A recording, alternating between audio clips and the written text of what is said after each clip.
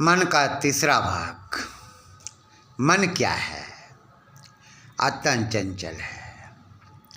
भगवान रामचंद्र ने अपने मन को अपने नियंत्रण में कर रखा था।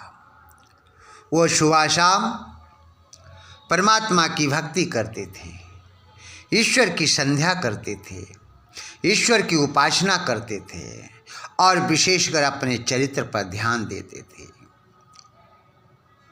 आप अच्छी प्रकार से जानते हैं, जब भगवान रामचंद्र वन में चले गए, सीता ने कहा कि मैं भी आपके साथ चलूंगी।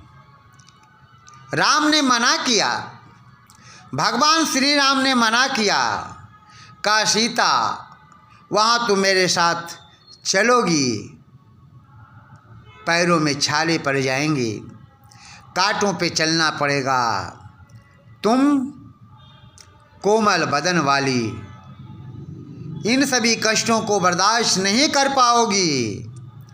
मैं पुरुष हूँ, मैं कर लूँगा।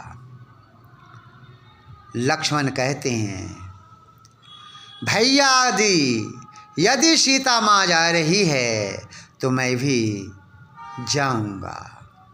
कितना आदर्श था दोनों भाइयों में।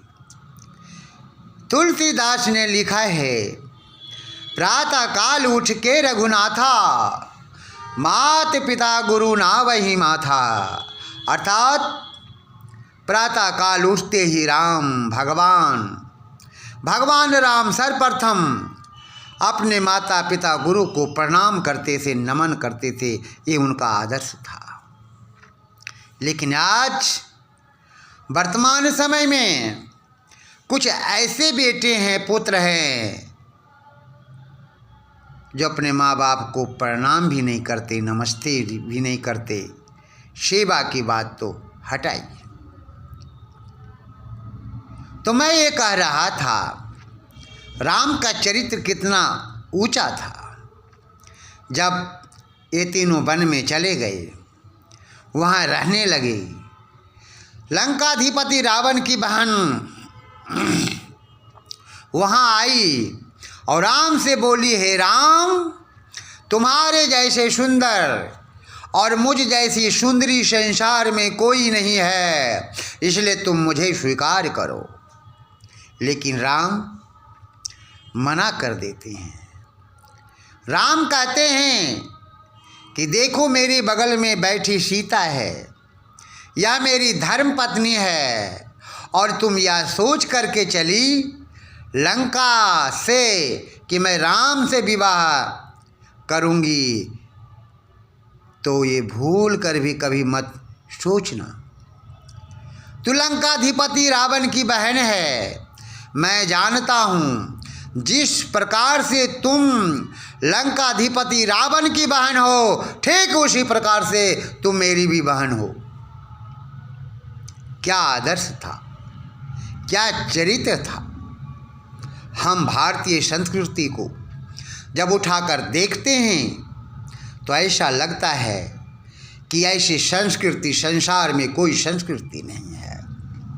वही शूर्पणखा जब लखनलाल अर्थात लक्ष्मण के पास जाती है और यही बात उनसे भी कहती है, हे लक्ष्मण, तुम बहुत सुंदर हो, मैं बहुत सुंदरी हूँ, तुम मुझे स्वीकार करो, मुझसे विवाह करो।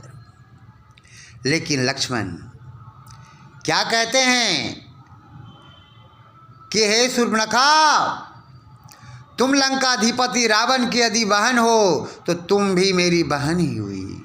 ये आदर्श था।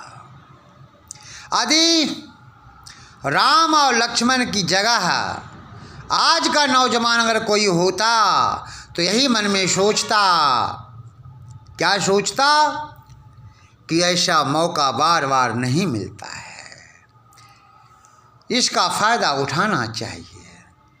लेकिन देखिए, हमारी वैदिक भारतीय संस्कृति कितनी पवित्र संस्कृति है। इसलिए कहा गया कि संसार के सभी माँ बहनों को अपनी माँ बहन के समान समझना चाहिए। ये कौन कहता? हमारी संस्कृति कहती है।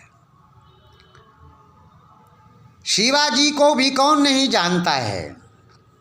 जब शिवाजी के भक्तों ने, अनुयायियों ने अहमदनगर को अपने कब्जे में कर लिया, जीत लिया, और वहाँ का जो बादशाह था उसे मार दिया गया, और उस बादशाह की एक सुंदर लड़की थी जिसका नाम था गौहर बानो। जब गौहर बानो को लेकर के शिवाजी के अनुयायी आए और वहाँ उपस्थित करने से पहले बोले कि महाराज, आपके लिए हम एक ऐसी तोहफा लाए हैं जिसे देखकर अब खुश हो जाएंगे। शिवाजी ने विचार किया, सोचने लगे कि कौन सी ऐसी तोहफा है। वह लेकर के उपस्थित होते हैं उनके अनुयायी, तो देखते हैं एक लड़की खड़ी है। उन्होंने अपने अनुयायियों से पूछा, ये कौन है? तो उनके अनुयायियों ने कहा, ये गौहर बानो है, जो बादशाह अहमदनगर की लड़की है। अहमदनगर के बादशाह की लड़की है गौहर बानो। गौहर बानो बहुत सुंदर थी। उसकी सौंदर्य शक्ति को देखकर शिवाजी का जीवन कितना पवित्र था, इसके बारे में विचार करिए। उन्होंने गौहर बानो से कहा, गौहर बानो, तुम बहुत सुंदर हो। काश यदि तुम मेरी माँ होती तो मैं कितना सुंदर होता। ये हमारी भारतीय संस्कृति की पहचान है। ये हमारे देश के राजाओं की पहचान है। हमें ऐसा बनना चाहिए, और जिस दिन हम ऐसा बन जाएंगे तो निश्चित है भारत पुनः जो है सोने की चिड़िया कहलाने योग्य हो जाएगा। भारत पर स्वर्ग उतर आएगा, क्योंकि भारतीय संस्कृति बहुत पवित्र संस्कृति है। लेकिन आज हम भूल में पड़े हैं। शास्त्रों का भी कथन है। क्या कथन है? मातृवत परदारेषु, मातृवत परदारेषु पर दर्वर येषु लोष्टवत। कहा गया, मातृवत परदारेषु, दूसरों की पर्दाओं को, दूसरे की पत्नियों को मातृवत, अपनी माँ के समान समझना चाहिए। परदर्व येषु लोष्टवत, और दूसरों की संपत्ति को ढेले के समान समझना चाहिए। वह हमारी भारतीय संस्कृति की महानता सुनिए, कितना ऊंचा है। और कहा गया कि मातृवत परदारेषु परदर्वेषु लोष्टवत यह पश्यति सा पंडिता। जो देखता है इस भावना से वही पंडित है, वही विद्वान है। क्या गजब की हमारी भारतीय संस्कृति की पहचान है। हमें आचरण पर ध्यान देना चाहिए। यही जो मैंने कहा, मन की तरंगे मार लो बस हो गया। हवन आचरण अपना सुधार लो बस हो गया भजन। आचरण पर हमें विशेष ध्यान देना चाहिए। आचरण हमारा पवित्र कैसे होगा? तो मन को जब तक हम अपने नियंत्रण में नहीं करेंगे।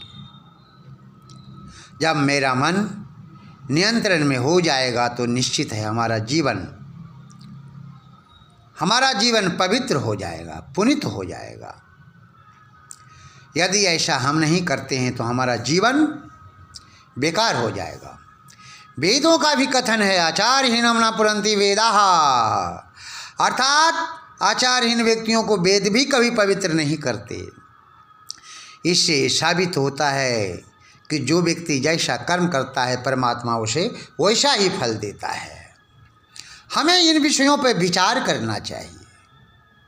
अंग्रेजी कवि ने बड़ा सुंदर लिखा है, if wealth is last nothing is last, if health is last something is lost, everything is last, if character is last everything is last, if wealth is last nothing is last, यदि आपका धन खोया तो कुछ नहीं खोया, if health is last something is lost, यदि आपका धन खोया तो कुछ खोया।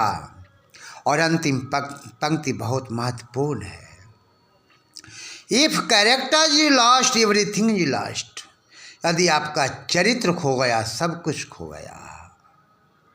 इसलिए मैं आप लोगों से ही कहना चाहूँगा कि अपने चरित्र पर विशेष ध्यान दीजिए, अपनी चरित्र की रक्षा कीजिए। ये कैसे संभव होगा? जब हम अपने मन को अपने नियंत्रण में कर लेंगे। ये चौथा भाग है। इति